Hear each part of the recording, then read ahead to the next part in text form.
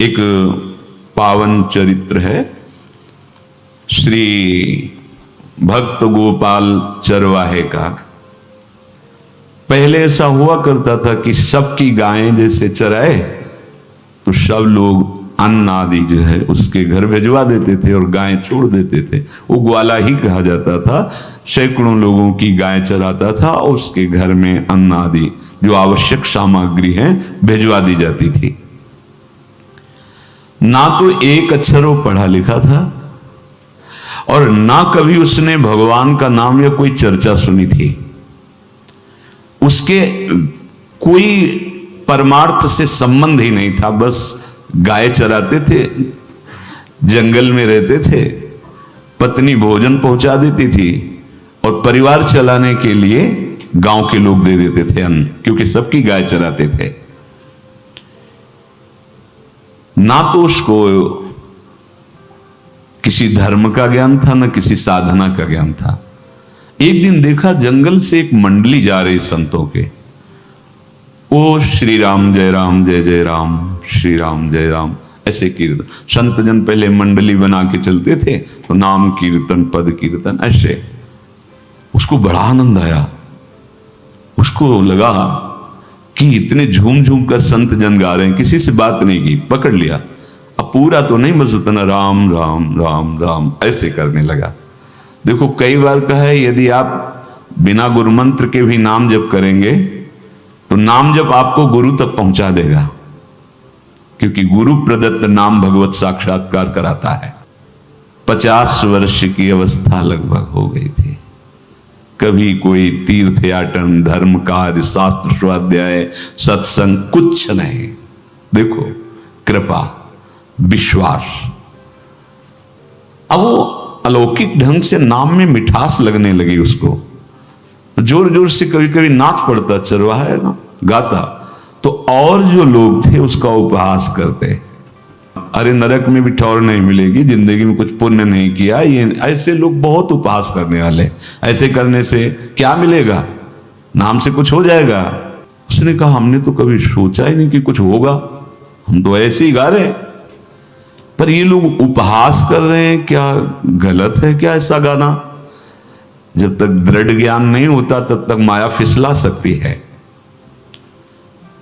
उसने कहा कि हम किसी लाभ के लिए, बैकुंठ जाने के लिए या कोई लाभ के लिए नहीं जपते, हमें तो अच्छा लगा वो गा रहे थे संत जन तो हम गाने लगे। क्या सही में आप लोग समझते हैं कि ये गलत है? उनका तुम मूर्ख हो, तुम्हारी क्या समझ में आए? और उपहास करते उसका। उसके मन में एक बात आई, कोई ये प्रमाण दे दे मुझे कि ये जो मैं संतों के मुख से सुना नाम ये परम सत्य है, ये परम सुखकारी है और इससे क्या वैकुंठ मिल जाएगा? कोई तो मिले मुझे। और जब किसी के हृदय में ऐसी आकांक्षा होती है तो वही मिल जाते हैं जो सबके हृदय की जानते हैं। एक दिन उसने देखा जब लोग दिल्ली की हंसी मजाक कर रहे थे, उसी समय एक लंगोटी पहने हुए, हाथ में कमंडल और दंड धारण किए हुए कोई वीतराग परमहंस दौड़ा, चरणों में गिर गया। महाराज महाराज बस एक बात आप बता दीजिए, जो हम राम राम कह रहे हैं ये लोग उपहास करते हैं, क्या इससे हमारा कल्याण हो जाएगा, वैकुंठ मिल जाएगा?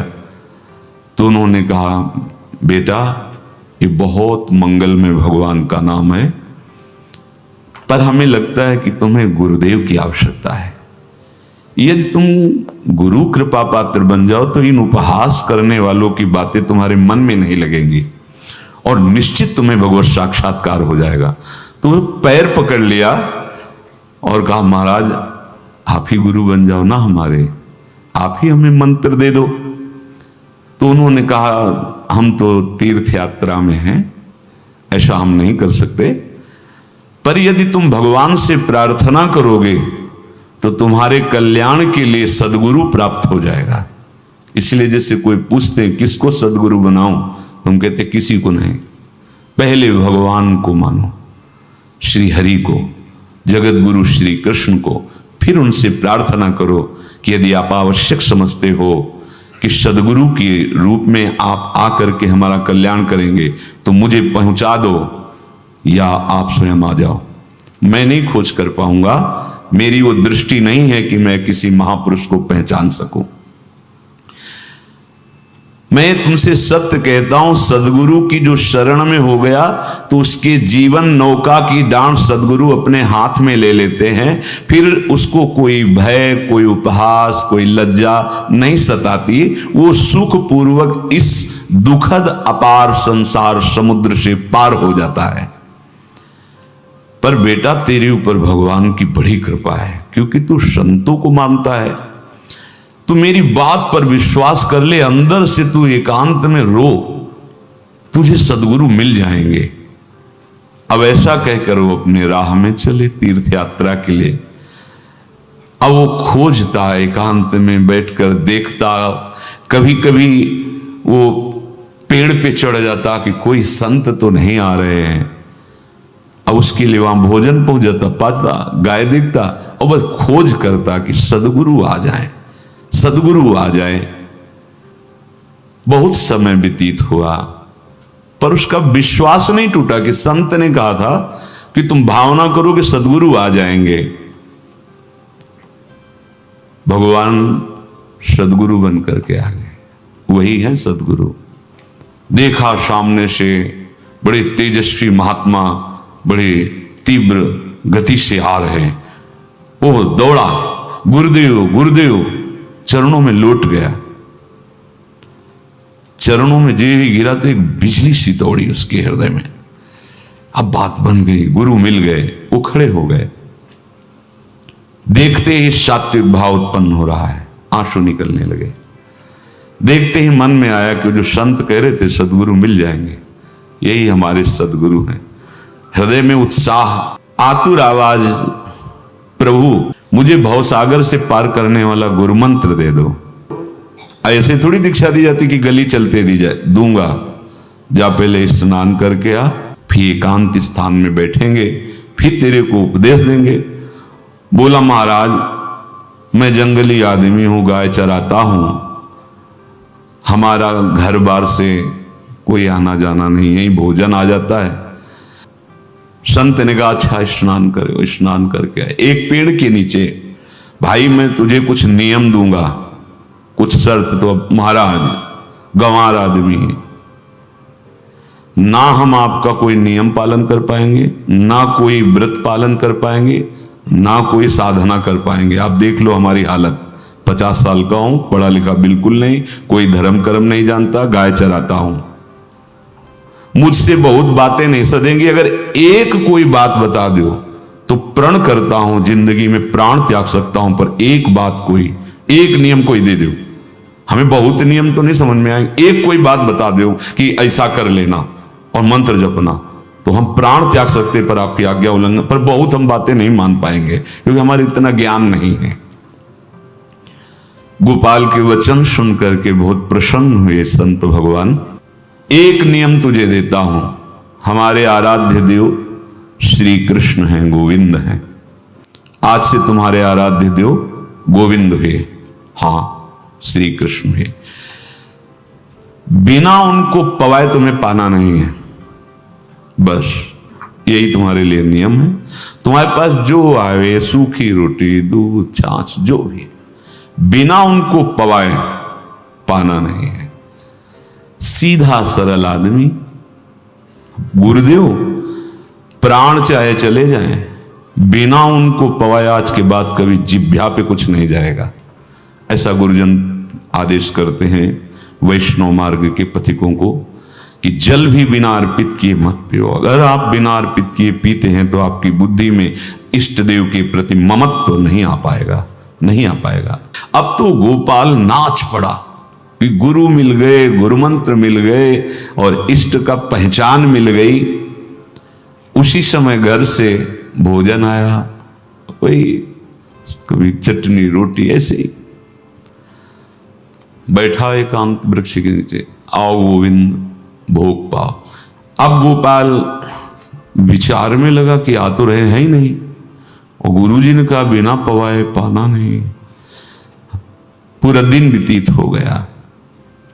गुरुजी कह रहे थे घट घट में विराजमान भगवान है तो कहीं से भी प्रकट हो सकते हैं, तो अंदर मंत्र जपता हो, कहता आओ भगवान, पाओ आके, नहीं आए। महाराज हमारे गुरुदेव ने आपका ध्यान जो बताया था वैसे ही आओ, आप पाओ आकर के। रात्रि हो गई, देखा पर वो नहीं आए, तो भोजन उठाया, गाय को पवा दिया, तो बहुत सी गायें थी, भूखा रह गया। दूसरे दिन फिर भोजन आया, एक पत्ता टोरा, जल से छिड़का पत्ते में और भोजन रखा, भगवान को फिर पुकारा, आओ प्रभु। गुरुदेव ने आज्ञा की, बिना आपको पवाए हम अपनी जबान में नहीं रख सकते। शाम हो गई, रात्रि हो गई, फिर गौ को दे दिया, नहीं पाया। अब एक तो 50 वर्ष की अवस्था और गौओं के पीछे दौड़ना और भोजन पाना नहीं, शरीर में सामर्थ्य धीरे धीरे कम होने लगी। तीसरा दिन, चौथा दिन, पांचवा दिन, छठा दिन, सातवां दिन, दीनानाथ प्राण चाहे निकल जाए, हम गुरु की आज्ञा नहीं तोड़ सकते। अगर आप नहीं आएंगे तो भूखों मर जाऊंगा। पर हम ये बात देखो, ये बात चरवाहा है, कोई साधना पूर्व की नहीं। गौ सेवा के प्रताप से उससे संतों में प्रीति हो गई, नाम की कृपा से, गुरु की कृपा से नामी की प्राप्ति की चाह। ऐसे कई दिन व्यतीत होते गए, अस्थि मात्र होए रहे शरीरा। पूछते कि क्या बात है, भोजन तो हम रोज लाते हैं, आप रोज लेते हैं, क्या पाते नहीं? आपका विषय नहीं। शिक्षा मिलती है, अपने गुरु उपदिष्ट साधन को किसी से बताना नहीं चाहिए। गुरु उपदिष्ट साधन जब तक सिद्धावस्था ना पहुंच जाए तब तक गुप्त रखा जाता है। जो जैसे आप सत्संग सुन रहे हो, इसमें कोई वचन आपको लगा, पकड़ लिया, अब वो जीवन में तभी बोलना जब उसका प्रभाव हमारे जीवन में आ जाए। नहीं ऐसे नहीं बोलना, नहीं तो निकल जाएगा। और अगर रोक लिया तो मंथन करेगा अंदर और आपको उसमें स्थित कर देगा। एक भी शब्द नहीं बताया कि हमारी गुरु दीक्षा हो गई, गुरुजी ने कहा था पवा के पाना, और इतने दिन हो गए भगवान तो आ नहीं रहे, इसीलिए हम पा नहीं रहे, तो हमारी ये दशा है। देखो आज का समय ऐसा है कि प्रगट में सब इंद्रियों के पोषण की व्यवस्थाएं भगवान दी, चाहे गृहस्थ हो चाहे विरक्त हो, लेकिन क्या हमारे अंदर निष्ठा है ऐसी? सबरी जी जब उनके गुरुदेव पधारने लगे तो चरणों में रो के गिरी कि प्रभु, इस पूरे विश्व में मुझ अधम को सिर्फ आप ही प्यार करने वाले, आप ही ने दुलार करके मुझे रखा, नहीं सब जगह ठोकर मिलती, कोई भी संत महात्मा हमारी तरफ देखना नहीं चाहते। और प्रभु आप जा रहे हो, आप कैसे जीवन, जानते हो क्या कहा? हम तो भजन के प्रभाव से भगवान के धाम जा रहे हैं। बेटा भगवान स्वयं चलकर तुम्हारे पास आएंगे। सबरी जी बहुत वर्षों तक कभी गुरु के वचनों पर अविश्वास नहीं हुआ, क्यों कहते थे भगवान आएंगे, रोज पावड़े डालती हूँ, सोहनी लगा के जल छिड़कती हूँ, रोज पे लगता है फुसला तो नहीं दिया गुरु जी ने? नहीं, गुरु के वचन भगवान आएंगे। शायद ऐसा वर्णन की शास्त्र हजार वर्ष सोचो जरा, और भगवान आए और सबरी को निहाल किया। ऐसे हो गुरुदेव ने कहा है भगवान आएंगे, जब तक वो ना पाएंगे तब तक हमने कहा है कि, और उनका उद्देश्य अलग था कहने का कि आप भगवान को भोग लगा के पाइएगा और भजन कीजिएगा तो मंत्र के प्रभाव से तुम्हारे मानस पटल पर भगवान दिखने लगेंगे। ऐसा होता है, पर वो सीधा आदमी सीधा समझा, जब तक भगवान नहीं पाएंगे तब तक हमें नहीं पाना। 18 दिन बीत गए, कुछ ना खाना ना पीना। गोविंद भी देखते हैं, बाल भक्त ओम प्रकाश जी महाराज यही अपने चामुंडा के पास से उधर, बहुत नामनिष्ठ महात्मा, बाल भक्तों में बहुत ही मानो प्रहलाद जी ही हैं। जैसे प्रहलाद जी नामनिष्ठ, भगवान निष्ठ, घट घट में भगवान को देखने वाले, ऐसे श्री ओम प्रकाश जी बाल भक्त। बड़े बड़े महापुरुष गए, हरि बाबा, उड़िया बाबा, सब बस वो यही कहते कि ये श्री कृष्ण का आदेश है। फिर शायद 50 के भी ऊपर दिन गए थे। ऐसे 70 दिन तक उस महापुरुष ने कुछ नहीं खाया, सशरीर अंतर्ध्यान हुए। आज समाधि उनकी बनी। हे, जब महत्व भगवान का जग जाता है तो शरीर का महत्व नहीं। अच्छा, प्राणनाथ जब प्राणों का पोषण कर रहे हैं तो अन्न में भी तो प्राणनाथ की ही दी हुई शक्ति है, तो बिना अन्न के भी उनका पोषण हो रहा है। पर ये भागवती का आदेश से, मनमानी करने से नहीं। मनमानी करने में फिर मार्ग रुक जाएगा। भगवान आदेश करते हैं अपनी वाणी से, युक्ताहार विहार से, उचित आहार विहार, वो तो भगवद आदेश होता है। 18 दिन बीत गए। 19वें दिन जब भोजन आया तो पेट के आते सब सिकुड़ गई थी। वैसे ही 50 वर्ष के थे, आंखें धस गई थी, उठने की ताकत नहीं।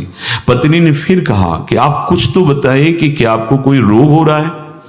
आप भोजन नहीं पा रहे, मैं रुक जाऊं यही आपकी सेवा के लिए, या आप घर चलिए? कोई उत्तर नहीं। आप जाइए, हम ठीक हैं। ऐसा फिर धीरे से पत्ता लाए, छिड़का, भगवान आओ पाओ आकर के। शाम हो गई, फिर गाय को दे दिया। विचार कर लिया कि अब मरना ही है, मुझ जैसे अधम के पास भगवान तो आएंगे नहीं, वो तो भगवान है, पर मैं अपने गुरु के वचन नहीं तोड़ सकता, मर चाहे जाऊं। 27 दिन व्यतीत हो गए, एक कवल भी अन्न नहीं पाया। न चलने की शक्ति थी, न पत्ता लाने की शक्ति थी, न जल छिड़कने की शक्ति थी। जिस पात्र में भोजन लाई थी, लेटे ही लेटे खोला और कहा, प्रभु मुझे पता है आप इस शरीर से नहीं मिलोगे, पर आप जान लो मैं अपने गुरु की आज्ञा का उल्लंघन नहीं करूं। ये मतलब जितने महान हुए हैं सब निष्ठाओं में निष्ठावान हुए हैं, अपने लोग फिसड्डी हैं। जरा सा कोई दुख, जरा सा कोई सुख, फिसल जाते हैं। प्राण अनंत जन्मों की बिगड़ी 27 दिन क्या होते हैं? क्या होते 27 दिन? अनंत जन्मों का जमा कूड़ा करकट भगवान साफ कर रहे हैं। यस, जो तन्मयता, गुरु निष्ठा, जो प्राण भूख से व्याकुल, सब भस्म हो रहे हैं पाप अनंत जन्मों के। अनंत जन्मों, जैसे हम सोचे कि भगवान इतने निर्दयी कैसे? नहीं निर्दयी, आत्मा को कुछ फर्क नहीं पड़ता। और शरीर ने जो किए हैं जन्म जन्मांतरों के, वो निष्ठा के कारण दुख नहीं पहुंचेगा। निष्ठावान को दुख नहीं पहुंचता, वो आपको दिखाई देगा दूर से, उसको दुख नहीं पहुंचता, क्योंकि निष्ठा का कवच है, वो कभी कोई भेद नहीं सकता। किसी भी माया के यंत्र में ताकत नहीं कि निष्ठा को भेद सके, उसी को निष्ठा कहते हैं, नहीं भेद पाए। 27वां दिन है। पति की दशा देख करके कहा, स्वामी अब तो आप कहोगे भी तो मैं नहीं जाऊंगी।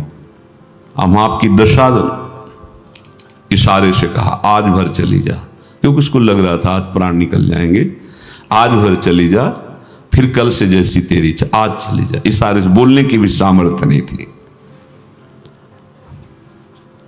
गोपाल के आंसुओं की धारा चल रही, पड़े पड़े धीरे से खोला जो भोग है, और अंतस्थल, आज बोल भी नहीं पा रहे, अंतस्थल से कह रहे, प्रभु अब चाहे आके पालो या लिवा जाके पवा देना, देख लो आप, आखिरी है, आके पालो या लिवा जाना और अपने यहां पवाना, क्योंकि हमारे यहां तो पाए नहीं आप। बड़े प्रेम से अंदर से आवाज आई, गोपाल। आंख खुली, क्योंकि बोलने की हिम्मत नहीं, ये अंदर से प्रार्थना की थी। गोपाल, वो अमृतमय, गुरुदेव ने कहा था कि उनकी वाणी से अमृत बरसता है। एकदम आंख खुला, देखा वही पीतांबर, वैसे ही मोर मुकुट, वही मुरली, वही करधनी, वैसे ही नूपुर, वैसे ही ललित त्रिभंगी। गुरुदेव ने जैसा वर्णन किया था वैसा ही सुंदर रूप गोपाल के सामने। प्रभु मुखमंडल की मनोहरता देखकर निहाल हो गए। ए निहाल कर देंगे, थोड़ी पीड़ा सहना सीखो। सहत सहत बाढ़े भगति, ग्रहतन गुरु हितगार, ग्रहतन गुरु हितगार, हार अपनी करिमा। सेवक जी कह रहे हैं, देखो गृह तन गुरु हित गार हार अपनी कर, तन मन प्राण गुरु वचनों पर न्यौछावर, जो भी सहना पड़े सहूंगा। मिल गए प्रभु। प्रभु दूर नहीं है। प्रिया प्रीतम बहुत कृपालु हैं। मानो करोड़ करोड़ काम की सौंदर्यता को हे करते हुए प्रभु के लावण्य का प्रकाश हो रहा है। मनहारिणी मुरली, जैसे कहा था अधरों में वैसे अधरों में विराजमान। अच्छा, खास बात ये, ना कोई गाय देख पा रहे, नहीं कोई और चरवाहा देख पा रहा है। ये भगवान को, जैसे इस सभा में किसी से बात करें भगवान, किसी से मिले तो पास बैठा व्यक्ति भी नहीं देख पाएगा, ना जान पाएगा, क्योंकि प्राकृतिक इंद्रियां, प्राकृतिक शरीर, और वो चिदानंद में, वो तो जिसको दर्शन देंगे तो पहले दृष्टि प्रदान करते हैं। भगवान जिससे मिलते हैं पहले दृष्टि प्रदान करते हैं, तो गुरु रूप से दृष्टि प्रदान। ये जो अंतर में पुकारा ना, वो अंतर दृष्टि खुल गई, सामने देखा। इतना सुंदर विश्व मोहिनी भगवान श्री हरि का ललित त्रिभंगी रूप कि गोपाल की आंखें नहीं टिकी। इतना सुंदर रूप, आंखें भगवान के तेज के आगे बंद हो गई। जो भी बंद हुई तो देखा मानस पटल पर वैसे ही ललित त्रिभंगी। फिर खोला, देखा सामने भगवान मुस्कुराए, सामर्थ्य प्रदान की। देखो अर्जुन के साथ ही तो खेलते हैं भगवान सखा भाव से, रथाक रहे हैं, लेकिन भगवान का विराट स्वरूप देखने की सामर्थ्य अर्जुन में थी क्या? दिव्य दृष्टि प्रदान की। फिर भी कांप रहे थे अर्जुन जी भगवान की दिव्य दृष्टि संपन्न नेत्रों से उस विराट महिमा को देखकर कांप रहे थे अर्जुन। ये तो माधुर्य रूप प्रभु का है। उसने मानो इशारा किया प्रभु को कि हमारी सामर्थ्य में मैं शकील कर आ जाऊं, नजदीक आप आ जाओ। आ गए, अपना माथा प्रभु के चरणों में रखा, आंसुओं से भगवान के चरणों का प्रक्षालन कर रहा है। देखो गांव का गाय चराने वाला ग्वारा, जिसको कोई धर्म कर्म का ज्ञान नहीं, कोई भक्ति का ज्ञान नहीं, कोई शास्त्र का ज्ञान नहीं, भगवान ने फिर उसको उठाया और अपने हृदय, ज्यों हृदय से लगाया, हष्ट पुष्ट स्वस्थ सब, अंतर बाहर पूर्ण, कोई पीड़ा नहीं, कोई दुख नहीं, बिल्कुल तेजस्वी स्वरूप। भगवान की स्पर्श की महान सामर्थ्य है। बाली ने बहुत मारा ना सुग्रीव को, तो कर पर साथ सुग्रीव शरीरा, जे इस पर सारी पीड़ा गई। भगवान अमृत सावी है, भगवान दिव्य चिदानंद भाव देने वाले हैं। अब तो सुरमुनि वांछित प्रभु की छाती से लपटा हुआ है। ये ऐसा ना सोचो कि कहानियां हैं, ऐसा नहीं। ये सत्य विषय आप भी प्राप्त कर सकते हैं, इसी के लिए रोज सत्संग होता है। जो भगवान से लिपट कर छाती में अश्रु की बूंदे, तो भगवान ये था माम प्रपद्यन्ते, भगवान की अश्रु बूंदों से गोपाल का अभिषेक हो रहा है। मानो सुदामा मिलन हो रहा है जैसे। भगवान को दैन्य बहुत प्रिय है। तभी भाई जी महाराज कहते हैं एक पद में कि बुद्धिहीन बना दो हे भगवान, हमें बुद्धिहीन बना दो। ये जो बहुत बुद्धि चलती है ना, इसके लिए दौड़ भाग है। नहीं, सीधे प्रभु हमारे हैं, हम प्रभु के हैं। नाम जप आश्रय भगवत प्राप्ति निश्चित। भगवान बोले, प्यारे गोपाल अब तो रो मत, देख मैं तेरे प्रेम में पगी हुई ये जो सूखी रोटियां हैं अभी पाता हूं। और भगवान बैठ गए और उसके घर की जो रोटी थी उसे, देखो मुझे त्रिभुवन का कोई भी भोग प्रसन्न नहीं कर सकता गोपाल, मुझे त्रिभुवन का कोई भोग प्रसन्न नहीं कर सकता। इस बात को समझो। जिनको ये भ्रम हो कि हम अधर्म से कमा के 56 भोग लगा के प्रभु को प्रसन्न कर लेंगे, तो ये बात सुनो।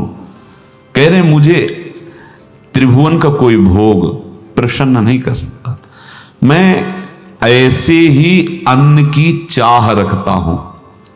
भगवान के वचन, जैसे दुर्योधन का महल का सब वैभव त्याग के, स्वागत ठुकरा के और विदुरानी जी के हाथ का छिलका पाया, मैं ऐसे ही अन्न की चाह रखता हूं, भगवान कहते हैं, बलिहारी है। कभी प्यार से एकांत में रो के इनको पवाना सीखो। भले आप इतनी कटोरी में सब्जी, 2 रोटी, और अगर दैन्य भाव से कि नाथ कहां आप और कहां, कैसे आपको पवाएगा। जो छवि है ना, उसे पंखा करते जाओ, ऐसे बीच बीच में जल पिला, देखो ना। ये था माम प्रपद्यन्ते तास्तते भजम। आप जैसा मानोगे वैसा ही वो व्यवहार करेंगे, पक्का समझ लो। गोपाल जो सच्चे हृदय से मुझे पुकारता है, मैं अवश्य उसको मिलता हूं। जो प्रेम पूर्वक मुझे पवाता है, मैं अवश्य उसका पाता हूं। पत्रम पुष्पम फलम तोयम, ये में भक्त्या, भक्ति पूर्वक जो पवाया। भक्ति पूर्वक का मतलब दैन्य। अभक्त में अहंकार होता है, देखो ये किया मैंने, वो भगवान स्वीकार नहीं करते। वो आपका शुभ कर्म बन सकता है, अब वो भी धर्म से कमाई की है तो, पर भगवान की प्रसन्नता का हेतु होगा दैन्य। जहां भी देखो हमारे स्वामी को, जहां भी देखो दैन्य में बिके हुए पाए गए, दैन्य में। और ये दैन्य किसी बाजार में नहीं मिलती, ये दैन्यता बनावटी नहीं होती, ये वस्तुता हृदय की होती, भगवत प्रदत्त ही होती है। पर जो संत सदगुरुदेव की आज्ञा का अक्षरशः पालन करे तो इस दैन्य का निश्चित प्रादुर्भाव हो जाएगा, अहंकार गलित हो जाएगा। वत्स, मैं किसी भी वस्तु का कभी भूखा नहीं हूं। मानो गोपाल के बहाने से हमको समझा रहे हैं, क्या चाहिए भगवान को, क्या चाहिए। कुछ भी कर लो, माना कि तुम तात्कालिक वर्तमान दुख को मिटा सकते हो, तात्कालिक, लेकिन संपूर्ण दुखों को मिटाने के लिए हरिनाम गरज रहा है, राधा नाम गरज रहा है। आपसे प्रार्थना है, समझो इस बात को। कलयुग केवल नाम आधारा। देखो, सुन के राम राम शुरू किया, मिल गए सिद्ध सदगुरुदेव, दे दिया मंत्र, बता दी निष्ठा, और मिल गए भगवान। और भगवान कह रहे हैं, अब तेरे जीवन में कभी दुख का लेस नहीं रहेगा, तू अब घर जा, अब किसी की गाय चराने की जरूरत नहीं है, कुल परंपरागत तेरे लक्ष्मी बढ़ती रहेगी, तुझे कुछ करने की जरूरत नहीं। देखो, बड़े बड़े सोने के पहाड़ किसी सुनार ने बनाए क्या? प्रभु ने तो बनाया। भगवान हंसते हंसते समझ ही नहीं पाए और अंतर्धान हो गए। अभी गोपाल कुछ अपने मन भर के देख नहीं पाया था, कह नहीं पाया था, भगवान अंतर्धान हो गए। अब तो चिल्ला चिल्ला के रोने लगा और विवश होके आंख मूंदी तो देखा उसके मानस पटल पर छाए। अब तो राजी हो गया कि ये मेरे प्रभु ऐसी जगह विराजमान हो गए, कोई देख नहीं पाएगा, हम रोज बात करेंगे, रोज दर्शन करेंगे। नारायण या गौर श्याम को हृदय निकुंज बसइए। तो इसलिए धैर्य धारण करके, कितना भी कष्ट हो, अब पीछे मत हटो, फिसलो मत। माया अपने पार्षदों को भेजेगी। प्रभु का चिंतन छूटे वो कुछ भी स्वीकार नहीं। प्रभु का चिंतन होते हुए जो हो रहा है उनका सृष्टि का कार्य है, जो जो जिसको सेवा दी हो रहा है। हमारा प्रभु का आश्रय अगर बदला किसी व्यक्ति का आश्रय या किसी अन्य का आश्रय, बहुत घाटा हो जाएगा। अपने इस मन को देखते रहिए कि प्रभु को प्रथम नंबर में रखता है या द्वितीय नंबर में। हमें तो लगता है हो सकता है चौथे पांचवें नंबर पे।